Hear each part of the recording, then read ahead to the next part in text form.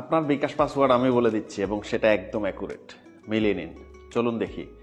আপনার যেটা বিকাশ পাসওয়ার্ড সেটা আমাকে না বলে সেটার সাথে আপনি গুণন করুন 1020, ব্যাস।